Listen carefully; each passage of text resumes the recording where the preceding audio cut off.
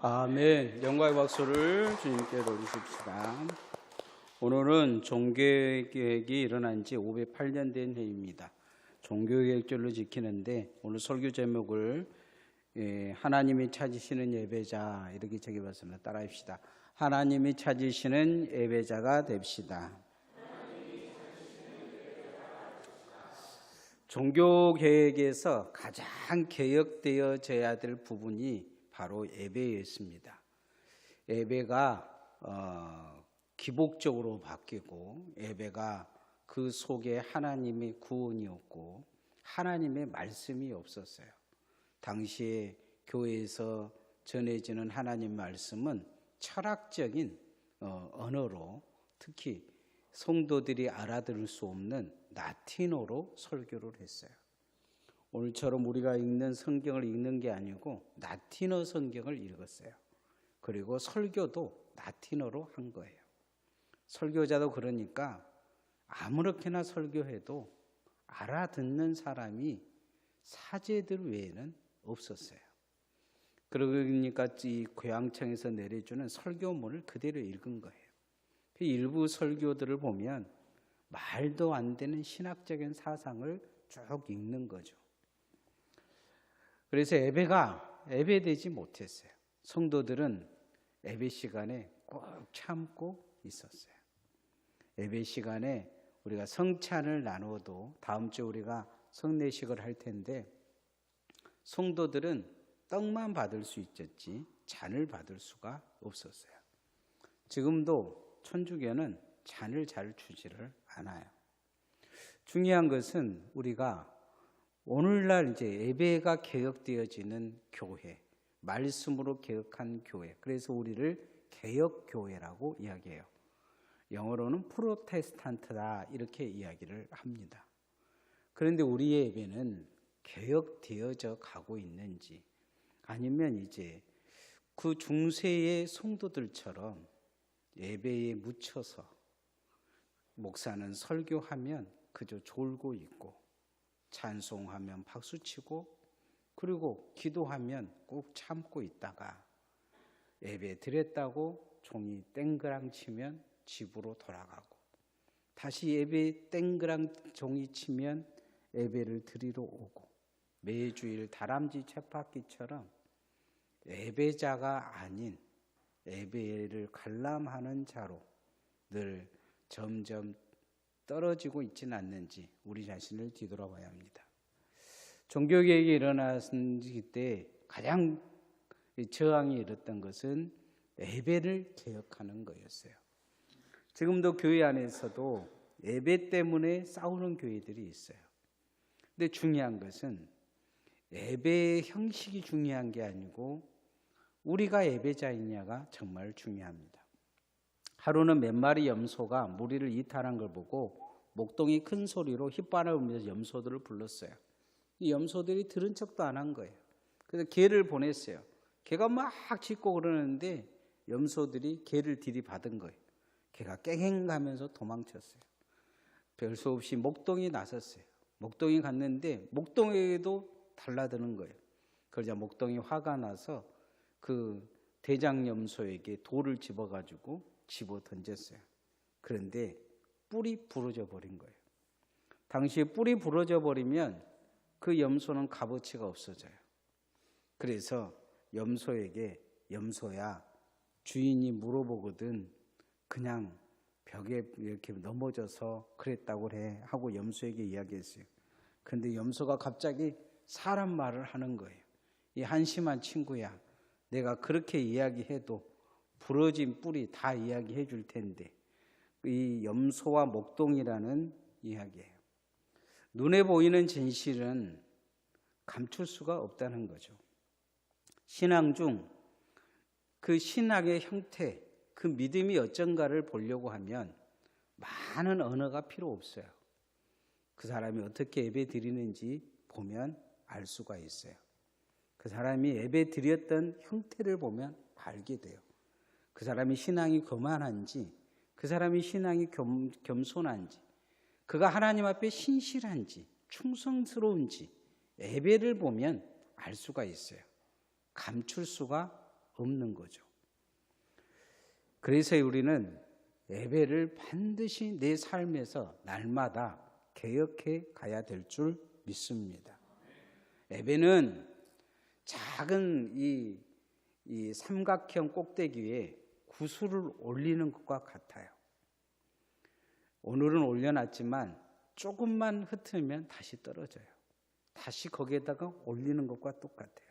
그러기에 예배는 집중해야 돼요. 기도하는 거기에 집중하고 하나님 앞에 찬송하는 데도 집중하고 말씀을 듣는 데도 집중을 해야 돼요.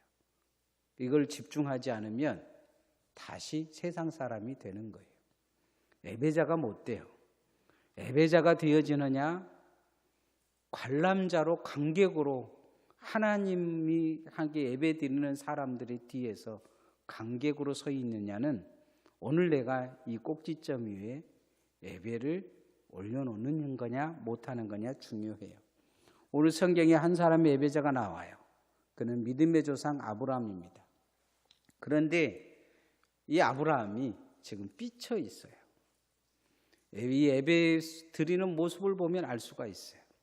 이 예배의 결과가 그를 400년 후손들이 400년간 종살이하는 결과를 가져와요. 하나님이 복주겠다 하니까 그럼 그 증거가 뭐냐 그러니까 하나님 그럼 예배하라 그렇게 이야기해요. 예배하면 내가 그 예배를 통해서 증거를 보여주겠다 이야기하는데 삐친 거예요. 아니 75살 때 내가 들어왔는데 이제 나이가 90살이 넘어가면서 아들 준다더니 아들도 안 주고 나라를 준다더니 나라는 개코 그냥 땅 몇 개 좀 부자는 됐을 뿐이고 그러면서 하나님이 사기친 거라고 생각한 것 같아요. 하나님이 그래도 예배 드리라고 하니까 예배 드린 척 하는 거예요. 우리가 늘 예배는 하나님 앞에 어떻게 예배를 드려야 예배가 예배되어지냐? 예배에 감격이 있어야 돼요. 따라합시다. 예배에 감격이 있어야 합니다. 여러분, 예배에 감격이 있다는 것은 은혜가 내게 흘러 들어오는 거예요. 주일날 오면 예배가 기뻐해야 돼요. 예배하고 싶어야 돼요. 그 하나님을 사랑하는 마음이 바로 예배로 나타나는 거예요. 나폴레옹이 월터우 전투에서 패한 후 황제에 의해서 폐위돼요. 그래서 헬레나 섬에 유배됩니다. 한 기자가 찾아와서 그에게 물어요. 폐하께서 평생 살아온 동안에 가장 행복한 순간이 뭡니까? 무엇이 언제였습니까? 묻으니까 나폴레옹이 곰곰이 생각해 보더니 자기가 쫄병 때 이 전투를 하다가 멈춰가지고 어떤 주일날 시골 예배당에 가서 예배하면서 감격에 겨워서 하나님께 예배하는 것이 너무너무 감격해 들어와서 그렇게 예배하고 싶었는데 전쟁통에 그 잠깐의 순간에 예배한 게 너무 감격해서 펑펑 울었다는 거예요. 그러면서 그 감격을 내가 잃어버려서 내가 하나님을 버렸고 결국은 내 인생이 엄한 길로 헛길로 온 것 같다 이렇게 이야기하더라는 거예요. 한날의 황제이기도 했던 나폴레옹이 가장 감격스러운 순간이 전투에서 승리한 날도 아니요 장군이 된 날도 아니요 황제가 된 날도 아니요 쫄병 때 하나님 앞에 감격했던 그날이 가장 행복했다는 거예요. 예배의 감격을 잃어버린 자기 자신을 보면서 예배에 감격하지 못하는 한탄이 있는 거예요. 아무리 하나님 앞에 예배를 드려도 그 감격이 자기에게 오지 않는 거죠. 구원을 받은 백성은 예배의 감격을 잃어버리면 점점 관람객으로 뒤떨어져요. 그래서 예배 시간에 관람을 하는 거예요. 뒤에 앉아서 누가 좋은다, 설교가 어쩌다, 찬양이 어쩌다, 이 교회 다니면서 이 교회의 상태가 예배가 어쩌고 저쩌고 이야기하고 그 다음 주에는 저 교회 가서 저 교회 예배가 어쩌고 저쩌고 이야기하고 자기 자신이 하나님께 어떻게 예배를 드렸으며 얼마나 감격했고 얼마나 은혜 받았는지에 대한 감격은 없고 관람객이 되어서 평가하고 그렇게 사는 인생으로 전락한 거죠. 오늘 성경에도 보면 예배에 드리는 자인데 하나님이 받으신가 안 받으신가 지금 지켜보고 있는 관람객이 하나 있어요. 예배에 감격이 없다 보니까 대충 예배 드려요. 15장 10절 말씀 읽어보십시다. 시작. 아브라함이 그 모든 것을 가져다가 그 중간을 쪼개고 그 쪼갠 것을 마주 대하여 놓고 그 새는 쪼개지 아니하였으며, 뭔가 정성을 다하지 않는 대충한 거예요. 마지막 거에 새까지 쪼개야 되는데 귀찮은 거예요. 이 작은 것은 그냥 받아주시겠지. 그렇게 하면서 지금 대충 하고 하나님이 받으신가 안 받으신가, 하나님이 지금 시키긴 시켜서 억지로 하는 거죠. 억지로 하는 예배는 예배가 아니에요. 대충 하는 예배도 예배가 아니에요. 성도가 빠질 수 있는 함정입니다. 성경은 우리가 신령과 진정으로 예배하라고 말씀하고 있어요. 늘 신령과 진정으로 예배하지 못한다면 나의 예배를 개혁해야 될 줄 믿습니다. 예배에 감격이 없다면 나를 개혁해야 돼요. 예배에 감격에 빠지기 위해서 예배에 집중해야 합니다. 기도할 때 기도하려고 예를 써야 돼요. 찬송할 때 찬양하려고 예를 써야 돼요. 하나님의 말씀에 감격하려고 예를 써야 돼요. 그래야 그 예배가 감격이 되어지는 거예요. 하나님 앞에 여러분이 예배자가 되어져서 하나님의 은혜의 젖줄을 붙들고 예배의 감격을 회복할 수 있기를 소원합니다. 예배는 또한 내 영혼을 살리는 예배가 돼야 돼요. 따라합시다. 내 영혼을 살리는 예배가 되게 합시다. 말라기 1장 10절에 하나님은 예배 드린다고 오는 사람들을 보면서 그렇게 이야기하셔요. 너희 가운데서 누가 저 뒤에 있는 성전 문 좀 못질을 해버렸으면 좋겠다. 내 제단에 하나님 앞에 예배 드리는 그 횃불 번제단을 못 피우게 했으면 좋겠다. 나는 쟤네들이 너무너무 싫다. 이 말라기 1장 10절의 이야기예요. 이사야 1장에는 애물을 가져오지 말라. 지금으로 말하면 헌금하지 마라. 견디지 못하겠다는 표현을 하셔요. 예배를 드리면 드릴수록 하나님과 가까워지기는커녕 하나님과 멀어진다는 거예요. 사무엘상 서문에 보면 엘리와 그의 아들 홈니와 비니아스가 나와요. 이들은 제사장이었어요. 이들은 예배를 드리면 드릴수록 하나님을 화나게 만들어요. 하나님은 꼭 참고 인내하셔요. 그런데 이들은 하나님께 예배하는 법궤를 가지고 전쟁터에 나가면 하나님을 인질 삼으면 전쟁을 이길 거라고 생각해요. 하나님은 그들의 뜻대로 두시지 않아요. 법궤를 그냥 블레셋에 넘겨주세요. 그리고 홈리와 빈야스는 그 전쟁에서 죽고, 엘리는 그 소식을 듣고 목이 부러져 죽고, 임신한 며느리는 하나님의 영광이 떠났다 하면서 아들을 낳고 죽어요. 예배자로 살면서 하나님의 그게 드리는 예배의 결과가 저주로 나타난 거예요. 우리는 신앙생활 잘해야 될 줄 믿습니다. 꼭 협박처럼 들리죠? 그러나 협박이 아니에요. 잘하자는 거예요. 예배당에 와서 내가 예배자가 되려고 애를 써야 돼요. 예배당에 와서 내가 믿음 좋아서 예배 드린다고 착각하면 안 돼요. 내가 예배를 잘 드린다고 잘 드린다고 착각하면 안 돼요. 어떤 사람들은 예배 드리다가 자기 기분에 만나지 않는다고 성질 부린 사람들도 있어요. 찬송이 마음에 안 든다고, 설교가 마음에 안 든다고 자기들 마음대로 생각을 해요. 그 삶 자체가 하나님께 이미 반역자가 될 수 있는 가능성을 가지고 있어요. 하나님이 안 보인 거죠. 사람만 보인 거예요. 기껏 충성하고 헌신해서 하나님 앞에 예배 한 번으로 어그러질 수 있어요. 아브라함은 이 작은 것 하나, 그것을 붙잡지 못하고 예배에 실패합니다. 하나님이 안 받아주셔요. 그러니까 이제 관람객이 된 거예요.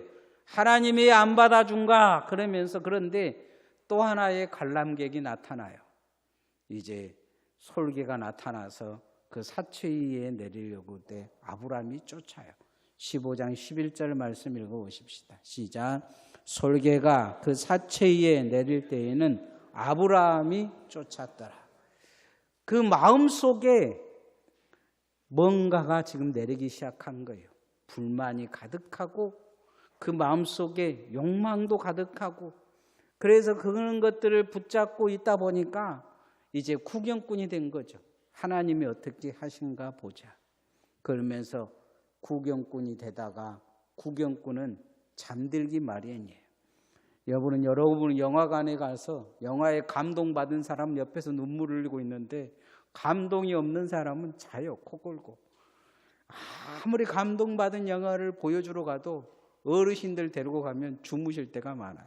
감격이 없는 거죠. 예배도 마찬가지예요. 내 마음의 중심이 정말 중요해요.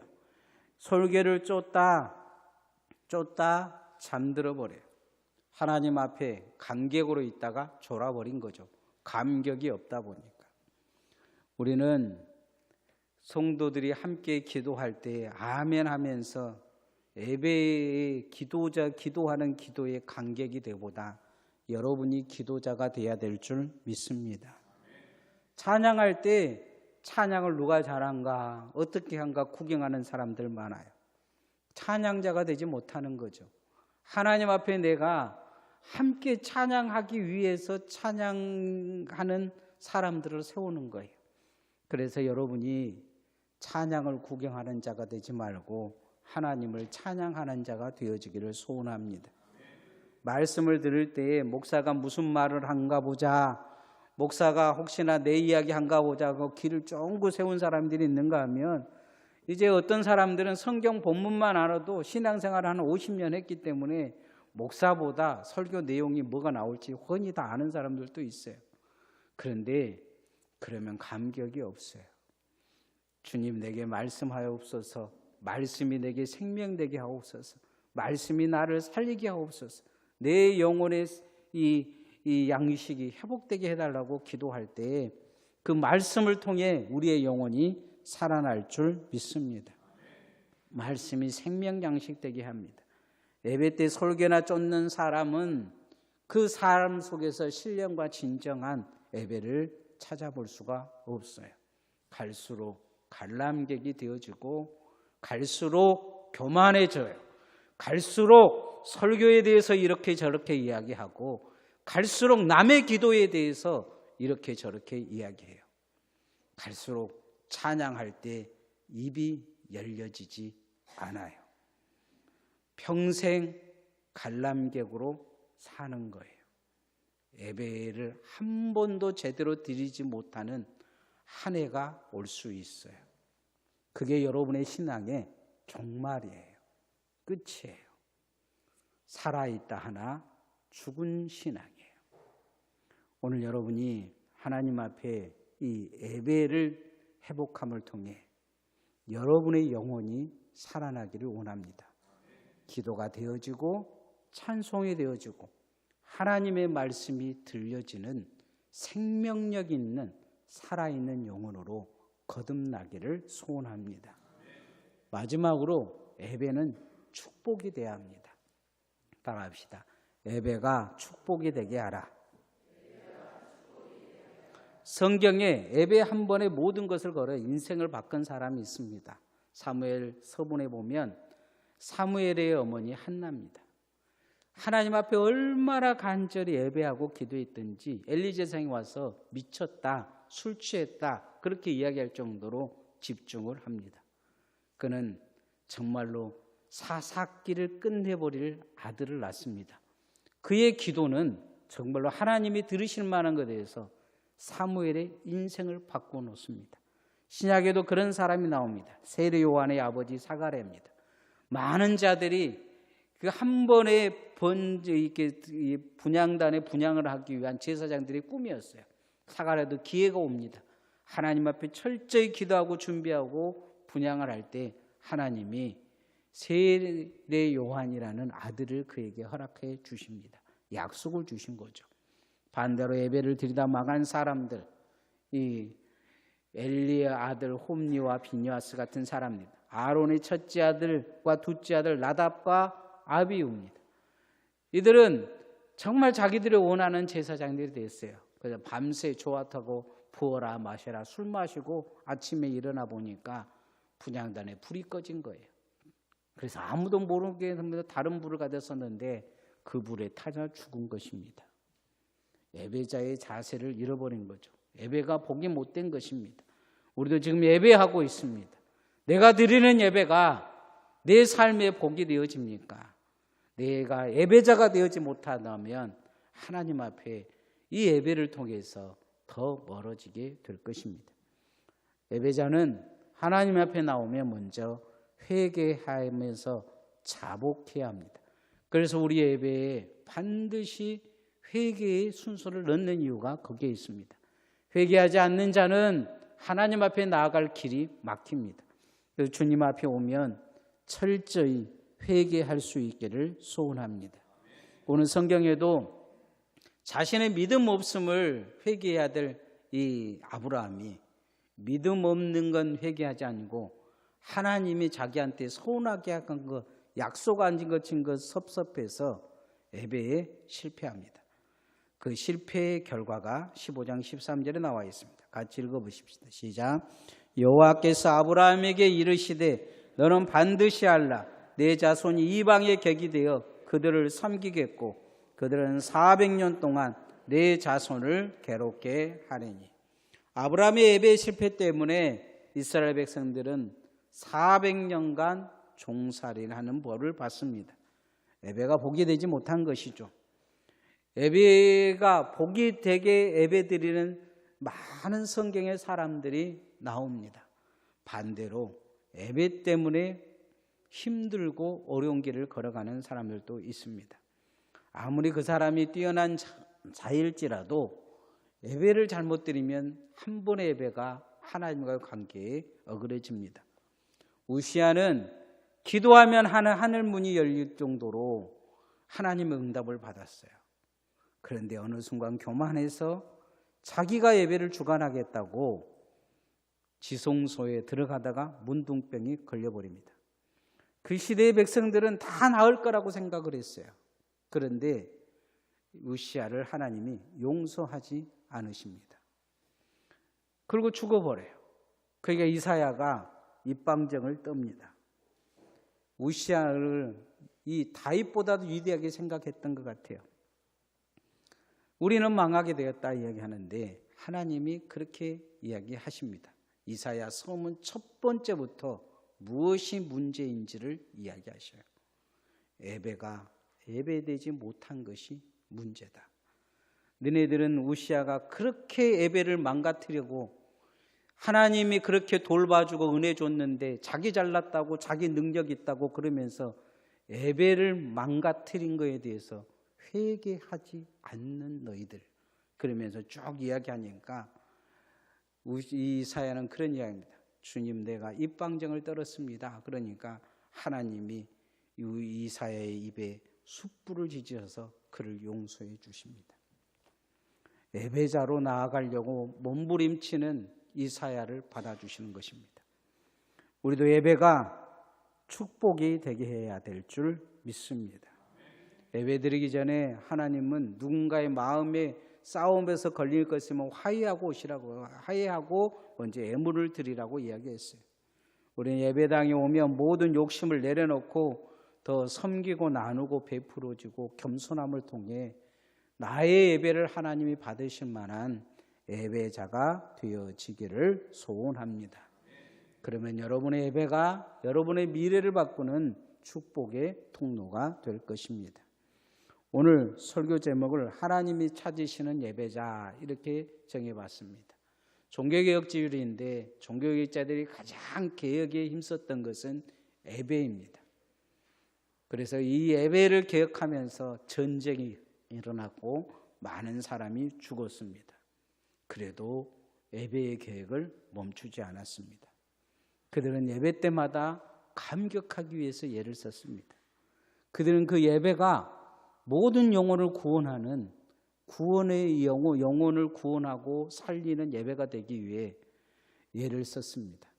예배를 통해 예수 그리스도의 복음이 전해지고 구원받게 하기 위해서 예를 썼습니다.